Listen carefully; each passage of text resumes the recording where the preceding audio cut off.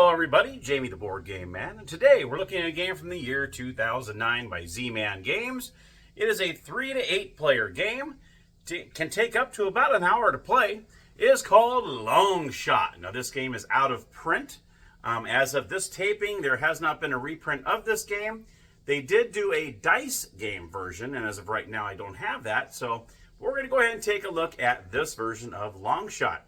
Obviously, as you can tell, it's a horse racing game. You use dice and cards to race. But let's head on down to the gamer's table, where I'm going to show you how to play Long Shot.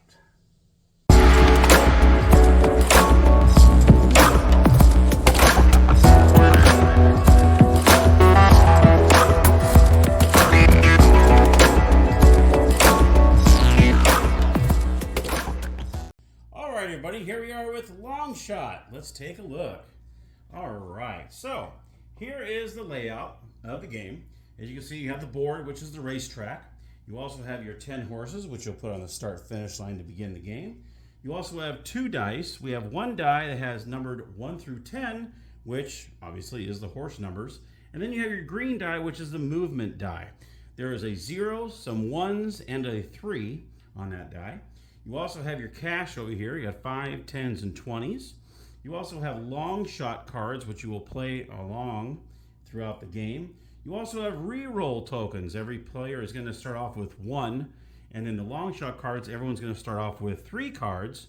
You also have the betting markers. So throughout the game, you can bet on a horse, thinking that you think that horse might win.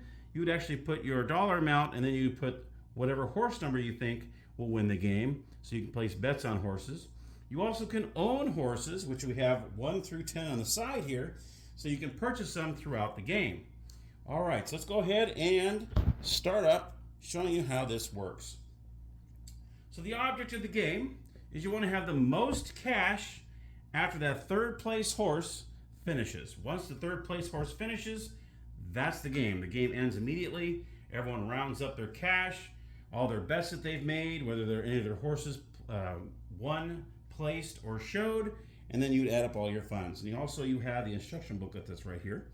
And you're supposed to have 104 long shot cards. So if you get the game, if you want to kind of make sure that you have all those 8 re-roll tokens, you're going to have 70 betting chips, 7 of each, obviously, because you have 10 horses. And there's 10 horse cards, of course, because there's 10 horses, and so on. Okay. It is a 3 to 8 player game, so you have to have at least 3 players to play this game. And, sorry, I'm trying to adjust the camera here so we can see everything. Okay, there we go. Let's bring it back a little bit. There we go. Okay, so like I said, each player is going to start off with 3 long shot cards and a re-roll. And here we go. So the very first thing you're going to do on your turn is you're going to roll both of these dice. And like I said, we have 1 through 10 on this die, which is going to symbolize whichever horse. And then this is the movement die. There's 1 0, there's plenty of 1s on there, and there's 1 3. So on a typical turn, you're going to go ahead and roll the dice. And in this case, we have horse 7 is going to move 1 space. So what you'll do is you'll take this horse 7 and move it up a notch. He's going to move up 1 space, okay? All right, it's kind of hard because they're all crowded right now. But once they start getting out there, it'll be easier to move them. And so 7 moves 1 space. Now what's going to happen on your turn is you have 1 of 4 options you can choose to do. 1, you can purchase a horse.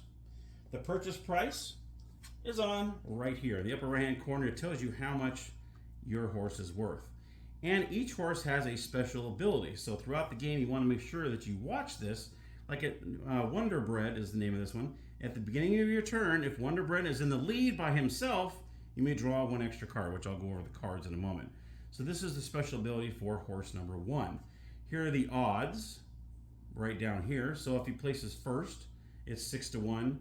If he places in second place, he's 4 to 1. And if he lands in the show, which is third place, it's 2 to 1. Also, these are movements, which I'll go over in just a moment. Okay? So those are the 3 things that you see on the board. The special ability, the odds, in case you're betting on that horse, and the movements. Okay, now after you roll the die and you move the appropriate horse, the amount of spaces, then you have the option, like I said, of either purchasing a horse, or you can play a long shot card. Now these long shot cards, All right, have all sorts of different things here. Yo 11, choose 2 horses whose numbers add up to 11. Advance both horses 1 space each. All right. But you may not use this card to advance a horse across the finish line. So if the horse is right here, you can't use this to move them up one and make them finish, okay? So you can play one of these cards. You got all sorts of these different ones. Here's one, Fickle Fancy. It says roll the horse die. You choose to move that horse up or back 1 space, okay? So you got all sorts of different things. There's, like I said, over 100 of these long shot cards, all right? So that is your second option, is to play a card. Your third option is to place a bet on a horse. Now, the most you can bet on a horse on 1 turn is $5. Now, each player is going to start off with $25, which I neglected to say. Sorry about that. Each player starts off with $25. So let's just say I wanted to bet on horse number 7. Of course, it'd be a little early to do that, but I just want to show you what you can do on your turn. You would take your $5, which like I said, is the max you can bet per turn. And what you would do is you place this here, and you take the 7, and you place it just like so. So this shows you that you've placed a bet, a $5 bet on horse number 7. Now later on down the road, say you want to place another 5 bets on it, then what you can do is you can go ahead and switch this out, and then you'll put a 10 here, and now you have a $10 bet on horse number 7. Okay, so that is the third option you can do, is place a bet on a horse. Your fourth option, let's just say you have some long shot cards and you're starting to get some in your hand, and there's just some that I don't really want these. They're not going to do me any good. I don't see any value of these. You can take 2 of your long shot cards and trade them in for $5. So that is your fourth option on your turn. All right. So you just take 2 of these, you throw them in the discard, which is right here next to the packs here. You just go ahead and discard these face up, put them like this, and you go ahead and take $5. Okay. So those are your 4 options on your turn. You can purchase a horse, bet on a horse. You can discard 2 of your long shot cards and get $5. And of course, the fourth option is to play a long shot card. All right. At the end of your turn, you will always take a long shot card. You're going to take this card and add it to your hand. Okay. So at the end of every turn, you will take a long shot card. All right. You also have these re-rolls. And what you can do is you can use, everyone gets 1 per game. Now, it doesn't necessarily have to be on your turn. You can have somebody else re-roll, but you're only able to re-roll 1 of these die and not 2. So you have to choose which one. Say someone rolled that 7-1. Nope, I want you to re-roll that horse die. Because maybe that 7 is getting ready to cross and you don't have nothing on that horse. You could play your re-roll on that player that just rolled it, and they would have to re-roll the horse. Okay, just rolled 7 again. So that would be a wasted re-roll there. But you only have 1 of these per game, so you want to make sure that you use it wisely as you possibly can. All right. So as the game progresses, that's what you're going to do on each turn. You're going to do one of those 4 options. Once you buy a horse and you want to place a bet on that horse, all you're really going to do is you're just going to put this here, and then what you do is you put your dollar amount underneath it.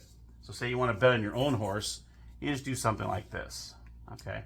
So you don't need to put the marker on there because you own that horse. Now what happens if you roll a 0 movement? So let's just say I own 3, all right, and somebody rolled, let's just say another player besides me, rolled a 3 and a 0, okay? What the 0 means is if anybody owns this horse, whoever rolled that die gets to steal a long shot card from that player. So let's just say I had a few cards here. I had 4 in my hand here. I would have to literally do this thing, and then they would choose a card to steal from me, okay? And that's if they roll my horse, okay? So that's what happens there. All right. Once you pass the no bets, as you see this dark brown area, once a horse crosses this area into this area, you can no longer bet on that horse unless you have a special long shot card that allows you to do so. All right. Okay, so now we're going to look at the movement bar. That's a little tricky, so I'm going to go ahead and go over this, what the movement bar does, okay? So let's say, for instance, I rolled a 6 and I rolled a 1. Okay, so I rolled 6 and 1. So what I would do is I would move 6 1 space. That's the normal thing you would do. Now let's just say, for instance, I owned horse number 5 and number 7. Okay, so what I would do is I would look at the horses that I own and see if 6 is on any of them. Now you can see Last Chance on the bottom only has a 9 and 10, so that does not go with this horse. But this horse here that I own has the 6. So since I rolled the 6, I get to move my horse number 5 the amount I rolled on this die. So in that case, I'm able to roll my horse number 5 one space. So that would be like this, okay? So what you do is so in other words, what you want to do is when you roll your die, when you roll the horse die, you're going to look here and look at the horses that you own, and if that number is there, you get to move it the same amount that's on that green die. So if I roll a 3, then lucky me, I'd be able to move this horse 3 spaces, just like I moved horse 6. That's how the movement bar works. So you always want to keep track. Every time at the very beginning of your turn, you want to read right here what your special ability on that horse you bought. That way you can always take a peek and see if you can do anything, because it will help you out. That's the very first thing you want to do before you roll anything, because you want to see, hey, okay, is my horse in last place? Oh, well, if it's in last place, I get to move up 2 spaces. Boom. Do that before you do anything else. Then you roll a die. Then you have your 1 of 4 options, and then at that point, you grab a card, a long shot card, and then your turn is over, and it goes to the next person. Okay, and obviously, the first horse that crosses will land in the win column, and that person that owns horse number, in this case, horse number 7, would get $100 at the end of the game. Let's just say horse 10 crossed second, they would place. Whoever owns 10 would get $75, and let's just say 9 finished in third place, they would go there, and they would land $50 as a bonus for owning that horse. All right, so at the end of the game, once the 3 horses cross, like I said, the game immediately ends. That's it. And then what you'll do is, first of all, you should take away everything that doesn't matter. So say you placed a bet on 8 or something, that would just disappear. You would lose any money you bet on any horses that did not finish in the top 3. So that's probably the first thing you want to do, is just get rid of all of those. Okay, and then of course you would add up all the horses that you bet that finished in the top 3, and you would look to see, okay, there's 9 out of 1, 8 out of 1, 6 to 1, that kind of thing. You would pay out, and then any horses that might have finished, you would pay out on those. And whoever has the most money wins the game. All right, so my final thoughts on Long Shot. Man, you got to get this. This is a fantastic game. Not just 1, but 2 thumbs up. Let's go this. There we go, 2 thumbs up on this game. Now, it is out of print. So you might have to find a used copy somewhere. Maybe you can find it on eBay somewhere. I did get lucky. This was at McKay's, believe it or not. I had turned in some games, and the amount I got in credits was the amount of this game. I got so lucky. Now, I was very happy that I got it. Didn't cost me a penny because I had enough with the credits. And this is probably one of the better games I've bought with my credits. I mean, I bought some pretty good games over McKay's with credits, but I think this is probably the top notch. This is probably one of the better ones I bought. I do like that. I mean, yeah, you do use dice, but it is a heavy card one. The cards really come into play. I mean, all you do is you roll the dice to move, in your first move to move a horse on the board, whether it's yours or somebody else's. It's the cards that bring the magic to this game. I mean, these cards can, you can give you money, you can move back a horse 2 spots, you can move ahead of horse a couple spots. I like the way if your horse is in dead last, you get to move it. If you're last and tied, or you're tied with 4 horses, you get to move it too. I mean, the cards are all over the place, and that's what makes this game fun. I love that you have 4 different choices. After you roll the initial dice and you move the horse, you have 4 choices to make on your turn. And any one of them can really make your game good or even better. It's great. Great game. If you can find it, get it. I really highly recommend this. And that, my friends, is my review on Long Shot by Z-Man Games. What's cool is it's a 3 to 8 player game. So you get a bunch of people playing this thing, and everyone has horses that they've paid for, or maybe there's some that they place bets on. That's what I like about it. You're not only going for the horses that you buy, you actually have horses that you place bets on that you actually want to go across too. And that's what I like about it. You're not just buying a horse and you're rooting for it.